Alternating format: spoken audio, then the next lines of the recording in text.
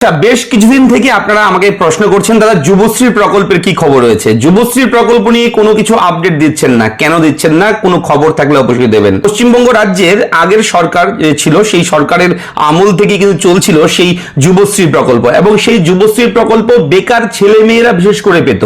যারা একেবারে বেকার, যারা কর্মপ্রার্থী, বেকার, পড়াশোনা করবার পর চাকরির চেষ্টা করছেন, কোচিং করছেন, চাকরি পাচ্ছেন না, চাকরির চেষ্টা করছেন, তাদের জন্য বিশেষ করে এই প্রকল্প ছিল যুবশ্রী প্রকল্প। এবং সেই প্রকল্প টোটালটি কিন্তু দায়িত্বে ছিল এমপ্লয়মেন্ট ব্যাংক, অর্থাৎ এমপ্লয়মেন্ট এক্সচেঞ্জ অফিস রয়েছে, সেই অফিস থেকেই কিন্তু সমস্ত কিছু তারা দেখতো।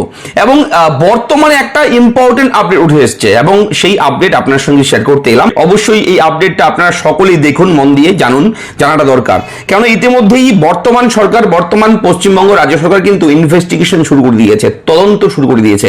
এবং সেই তদন্ত কি তদন্ত? এই তদন্তে কিন্তু উঠে আসছে একাধিক বিভিন্ন ভুয়ো আবেদনকারী, হ্যাঁ, ভুয়ো শংসাপত্র দেখিয়ে প্রচুর টাকা কিন্তু তুলে নিয়েছে, এরকম অভিযোগ কিন্তু বর্তমান সরকারের কাছে গেছে, এবং সরকার কিন্তু তৎপর হয়েছে এই বিষয় নিয়ে।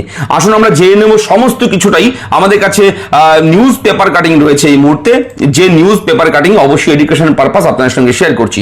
সুবিধাভোগী চুক্তিভিত্তিক ও অস্থায়ী কর্মীরাও ভুয়ো শংসাপত্রের যুবশ্রী। হ্যাঁ, যুবশ্রী প্রকল্প একেবারে বেকারদের জন্য, কিন্তু বেকার না হয়েও প্রচুর মানুষ কিন্তু এই প্রকল্পের টাকা তুলে নিয়েছে যুবশ্রী প্রকল্পে, এরকম কিন্তু অভিযোগ এসছে। এবং তদন্ত কিন্তু শুরু করতে চলেছে এই যুবশ্রী প্রকল্প নিয়ে বর্তমান পশ্চিমবঙ্গ রাজ্য সরকার। এবং বিশেষ করে একটা জেলার নাম উঠে এসছে আলিপুরদুয়ার জেলা। হ্যাঁ, আলিপুরদুয়ার জেলায় আগের সরকারের আমলে যুবশ্রী প্রকল্পে দুর্নীতি এবং আর্থিক তছরূপ হয়েছে, এমন কথাই সামনে এসছে। তো চলুন আমি দেখাচ্ছি, অনস্ক্রিনও রয়েছে, আপনার পেপার কাটিংটা পড়তে পারবেন। এবং ভুয়ো শংসাপত্র তৈরি করে এই প্রকল্পের সুবিধা নেওয়া হয়েছে বলে অভিযোগ। সরকারি চাকরিজীবীদের পাশাপাশি অন্য সরকারি সুযোগ সুবিধা প্রাপকরাও এই যুবশ্রী প্রকল্পের সুবিধা পেতেন। এই প্রকল্প পাওয়ার ক্ষেত্রে কিছু নিয়ম জারি করা হয়েছিল, যার মধ্যে রয়েছে প্রকল্পের উপভোক্তাদের পুরোপুরি বেকার থাকতে হবে। এটা সবাই জানেন, বেকার ভাতাই বলা হচ্ছিল সেটা, কেননা বেকারদের জন্যই ছিল সেই প্রকল্প।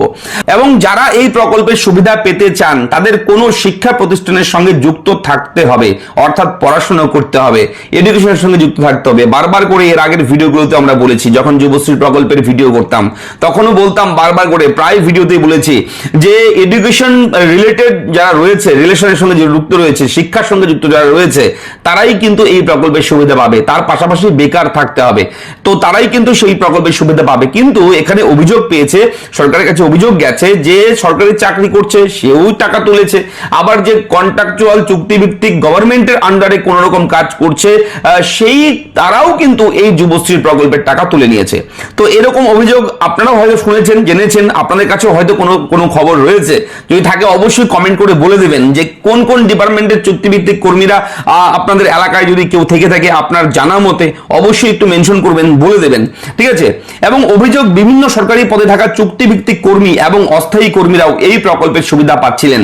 এমনকি এক ব্যক্তি দুটি প্রকল্পের সুবিধা পাচ্ছে, এমন কথাও জানতে পেরেছে প্রশাসন। হ্যাঁ, অন্যদিকে উপভোক্তারা সত্যি কোথাও পড়াশোনা করছে কিনা সেটা 6 মাস অন্তর অন্তর জানাতে হতো, যেটা অ্যানেক্সার 3, 6 মাস পর পর অ্যানেক্সার 3 ফর্ম সাবমিট করতে হতো, সেটার কথা বলা হচ্ছে। এখানেই বড় দুর্নীতি হয়েছে। অনেকেই বিভিন্ন কোর্সের ভুয়ো তথ্য দিয়ে বছরের পর বছর সরকারি সুযোগ সুবিধা পাচ্ছিলেন, ভুয়ো শংসাপত্রও দেওয়া হয়েছিল তাদের। অভিযোগ, এই কাজে সরকারি দপ্তরের কর্মীরা প্রত্যক্ষ মদত দিয়েছে, সঠিক ভেরিফিকেশনও করা হয়নি, ফলে ভুয়ো উপভোক্তারা বছরের পর বছর সরকারি প্রকল্পের সুবিধা পেয়েছে। এরকম কয়েকটি বিষয়ে নজর এসেছে আধিকারিকদের, সেটা নিয়ে জেলা শীর্ষ আধিকারিকদের সঙ্গে আলোচনা করতেই আগামীতে বিভিন্ন সিদ্ধান্ত হতে পারে বলে খবর। এদিন এই বিষয়ে জেলার এক প্রশাসনিক কর্তা বলেন, যুবশ্রী প্রকল্পের দুর্নীতি হয়েছে কিনা সেটা দেখা হবে, প্রাথমিক কিছু তথ্য পাওয়া গেছে, সেটা যাচাই করা হবে। হ্যাঁ, অভিযোগ এসছে এবং প্রাথমিক কিছু তদন্ত তারা শুরু করে দিয়েছে অলরেডি, এবং যাচাই করা হচ্ছে, শুরু করে দিয়েছে যাচাই প্রক্রিয়া। জানিয়ে রাখি, 2013 সালে তৃণমূল সরকারের আমলে এই যুবশ্রী প্রকল্প কিন্তু চালু করা হয়েছিল, এবং যুব উৎসাহ প্রকল্পের নাম পরিবর্তন করে এই প্রকল্পের আবেদন শুরু হয়। যুব উৎসাহ ভাতা যেটাকে বলা হয়, সেটাই যুবশ্রী প্রকল্প, যুব উৎসাহ ভাতা একই ব্যাপার। ওই প্রকল্পে আবেদন শুরু হয়। বলা হয়েছে 18 থেকে 45 বছর বয়সী বেকার তরুণ তরুণী প্রতি মাসে আর্থিক সহযোগিতা করা হবে। যে ছেলে মেয়ে উভয়ই কিন্তু এই যুবশ্রী প্রকল্পের সুবিধা পেত, আপনারা জানেন সেটা। প্রচুর বেকার তরুণ তরুণী এই প্রকল্পে আবেদন করলেও নির্দিষ্ট কয়েকজনকেই এই প্রকল্পের সুবিধা দেওয়া হয় বলে অভিযোগ। সবাই কিন্তু টাকা পায়নি, এরকম অভিযোগ অনেক এসেছে। আমাদের কমেন্ট সেকশনেও আপনারা অনেকেই কমেন্ট করেছেন, দাদা 2013-তে, 2014, 15, 16, 17 সালেও আবেদন করেছি, কিন্তু আমরা অনেকেই এই যুবশ্রী প্রকল্পের 1 টাকাও কোনোদিন পাইনি। তাহলে পেয়েছে কারা? পেয়েছে যারা, তাদের মধ্যেই কিন্তু ভুয়ো আবেদনকারী ছিল, ঠিক আছে? এগুলো কিন্তু ইনভেস্টিগেশন হবে এখন। এবং প্রচুর বেকার তরুণ তরুণী এই প্রকল্পে আবেদন করলেও নির্দিষ্ট কয়েকজনকে এই প্রকল্পের সুবিধা দেওয়া হয় বলে অভিযোগ।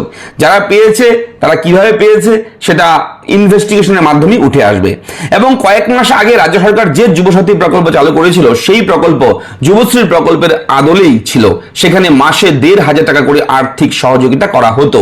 যুবশ্রীর প্রকল্পটাই কনভার্ট করে দিয়েছিল আগের সরকার। যুবশ্রী প্রকল্পটাকে কনভার্ট করে যুবসাথী নাম দিয়ে ভোটের আগে ভোট ব্যাংকিং এর জন্য এগুলো রাজনীতি করেছিল আগের সরকার, ঠিক আছে? যুবসাথী নাম দিয়ে, সেটা আপনারা সবাই জানেন, সেটা এখন স্পষ্ট ক্লিয়ার, ঠিক আছে? এবার শ্রম দপ্তরের অধীনে এই প্রকল্প চালু হলেও এমপ্লয়মেন্ট এক্সচেঞ্জ থেকে প্রকল্পের পুরো বিষয়টি দেখা হয় বলেই খবর। আপনারা সবাই জানেন এমপ্লয়মেন্ট ব্যাংক যেটা, সেটাই এক্সচেঞ্জ অফিস। এক্সচেঞ্জ অফিসের বিষয়টাকে ওয়েবসাইট করা হয়, ঠিক আছে? ওয়েবসাইটের নাম দেওয়া হয়েছিল এমপ্লয়মেন্ট ব্যাংক, এটা মমতার সরকার করেছিল, আপনারা জানেন। দুর্নীতির বিষয়ে জিজ্ঞাসা করা হলে এদিন জেলার শ্রম দপ্তরের এক আধিকারিক জানিয়েছেন তাদের এই বিষয়টি জানা নেই। ডিনাই করেছে, জানা নেই বলেছে একজন আধিকারিক, শ্রম দপ্তরের আধিকারিক। এবার আলিপুরদুয়ার জেলায় লক্ষ্মীর ভান্ডারের টাকা অনেকের জয়েন্ট অ্যাকাউন্টে জমা পড়েছে বলেও জানতে পেরেছে আধিকারিকরা। এবার দেখার এই প্রকল্পের দুর্নীতি কতটা বের করতে পারে প্রশাসন। প্রশাসন কিন্তু উঠে পড়ে লেগেছে, ইনভেস্টিগেশন চলছে। তো এই হচ্ছে এই মুহূর্তে একটা সবচেয়ে বড় আপডেট। লক্ষ্মীর ভান্ডার অ্যাকাউন্টে যেটা ছিল সিঙ্গেল অ্যাকাউন্ট থাকতে হতো, কিন্তু এখানেও খবর পাওয়া যাচ্ছে যে জয়েন্ট অ্যাকাউন্টেও এই লক্ষ্মীর ভান্ডারের টাকা ঢুকেছে। তো জয়েন্ট অ্যাকাউন্ট তো কথা ছিল না, কথা ছিল সিঙ্গেল সেভিংস অ্যাকাউন্ট লাগবে, কিন্তু জয়েন্ট অ্যাকাউন্টেও টাকা ঢুকেছে লক্ষ্মীর ভান্ডারের। ইভেন আপনার মিডিয়াতে দেখেছেন, খবরের চ্যানেলে দেখেছেন যে পুরুষ মানুষও এই লক্ষ্মীর ভান্ডারের টাকা তুলেছে। কি অবস্থা, যা তা অবস্থা। তো যাই হোক, এই হচ্ছে এই মুহূর্তে যুবশ্রী প্রকল্পের একটা বড় আপডেট। আপনাদের মতামত কি রয়েছে, মতামত কমেন্ট করে জানাবেন। তো পরবর্তী ভিডিওতে আবার আসবো, আপনাদের কমেন্টের অপেক্ষায় রইলাম। ভালো থাকবেন, চ্যানেলটাকে সাবস্ক্রাইব করবেন। ভালো থাকবেন, ধন্যবাদ।